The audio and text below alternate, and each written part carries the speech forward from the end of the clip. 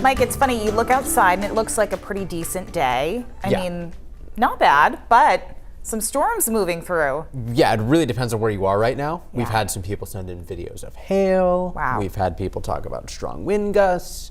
Certainly some much needed rain where people are getting rain right now. The drought monitor did get updated yesterday, and as promised, we saw some improvements in western Maine.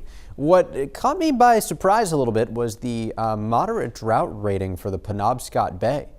You know, Bangor has been running at a slight surplus in precip, and a lot of that, I guess, has fizzled as it made its way to the coast.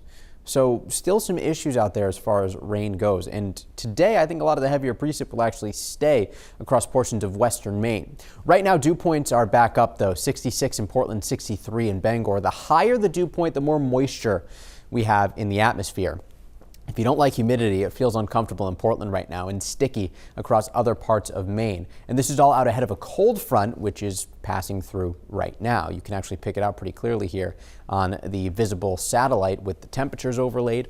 Here's where the line of thunderstorms is right now. Behind it, temperatures still warm, but not quite as warm as south of it. And then we still have a lot of cloud cover locked in down east. So this will actually take away from the potential for severe weather east of the Penobscot River, which is great news. But southwest Maine, kind of in a spot where I think we could see some pretty strong thunderstorms over the next several hours. In fact, we've been watching this line of thunderstorms grow. And the question, of course, becomes how much of this environment can these storms really use? How much wind shear do we have? How much rotation in the wind do we have? And that's the difference between getting some strong storms through or some severe warned thunderstorms.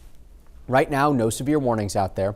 Been tracking that all morning long. Heavier showers now approaching the Katahdin region, and these will continue to drift east toward Mattawamkeag. We've got some showers popping up in the county right now, too, with a secondary line of thunderstorms behind those. But the big thing I want to focus on is from the Waterville area over to Freiburg, where this line has been approaching. We've had one of our weather spotters sending in pictures from the Sebago and Windham areas, and you can actually just see the line of thunderstorms getting closer and closer with every single picture that they send in. So we'll be watching this very closely. This is where we tend to see stronger thunderstorms on the ends of these line segments of storms. So I'm going to keep an eye on this cell right here that's moving toward Brownfield. Plus, we've got some heavier showers now in the Paris area.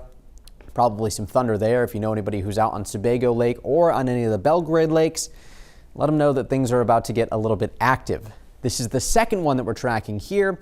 This one has dropped some hail across parts of Rome and closer to Vassalboro. Plus, this is going to continue to move into an environment where it can take advantage of plenty of energy. So Augusta to about China, I think, is where we got to watch for some heavy rain with some lightning and thunder, and again, maybe some hail with this. Here's our hail tracker showing not big hail, but likely pea-sized hail falling across the Belgrade Lakes area right now, and I expect to get some more use out of that later on. But if we zoom out here, this is really all that we have to worry about right now. Once these thunderstorms pass through, we'll be in much better shape heading into the evening hours tonight. So if we track this, showers move down east around 2 o'clock, and then they're offshore by about 4, with cooler weather settling in tonight. Temperatures tonight are going to plummet, and I think tomorrow we don't really recover much. Tomorrow looks like a pretty cool day overall and a bit gloomy. Some spots may even fall below freezing, especially on the high peaks. So just something to keep in mind there. We'll be watching that pretty closely.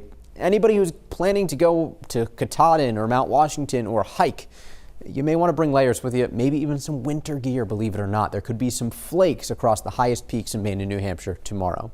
Seas 5 to 6 feet today, south wind with gusts to 30 knots, small crafts still in effect.